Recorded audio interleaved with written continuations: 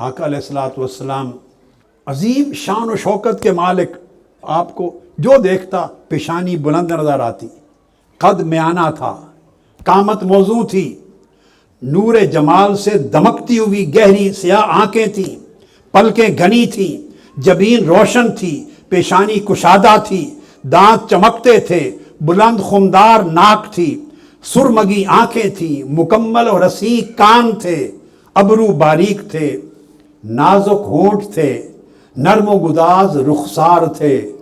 پاؤں دراز تھے، شانے چوڑے تھے، چہرہ نورانی تھا، باہیں اجلی تھیں، ہتھیلیاں مضبوط تھیں، انگلیاں نرم تھیں، ہاتھ کھلے تھے، کف ہتھیلیاں کشادہ تھیں، پنڈلیاں متناسب اور مضبوط تھیں، تلووں میں توازن تھا، اعضاء مضبوط تھے، پسینے سے خوشبو آتی،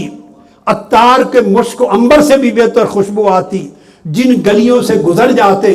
صبح گزرتے شام تک لوگوں کو اس گلی کی فضا کی مہکوں سے پتہ چلتا کہ آقا یہاں سے گزرے ہیں۔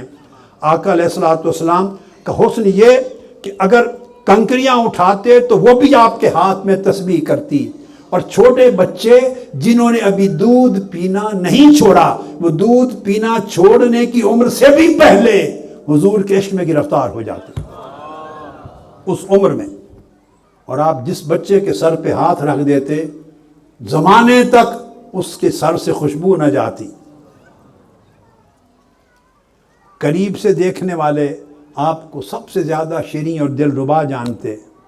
دور سے دیکھنے والا آپ کو حسن کا پیکر دیکھتا، آپ کا چہرہ 14ویں رات کے چاند کی طرح چمکتا، اور ایسا لگتا جب چلتے جیسے کسی ڈھلان سے نیچے اتر رہے ہیں آقا علیہ السلام، اور جب کلام کرتے تو ایسی جامع کلام کرتے کہ سننے والا حیران و شش در رہ جاتا۔ خوشبو میں آپ عنبر کی طرح تھے،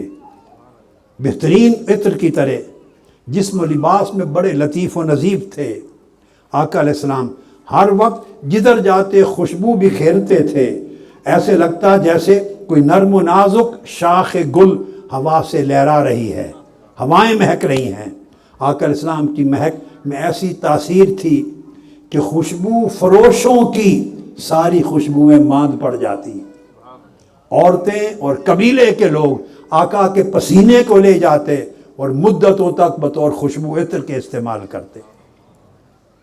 جو شخص آپ سے مصافحہ کر لیتا سارا دن اس کی ہتھیلی سے خوشبو آتی رہتی، اور اگر کسی بچے کے سر پہ دست شفقت رکھتے اور بچہ بچوں کے ساتھ کھیلنے جاتا تو بچوں کی بھیڑ میں وہ خوشبو سے پہچانا جاتا۔ جس راہ سے گزرتے اس میں عطر فشانی ہوتی۔ الغرض اس محبوب خدا کی مثل نہ پہلے تھی، نہ آپ کے زمانے میں ہوئی، نہ قیامت تک ہوگی۔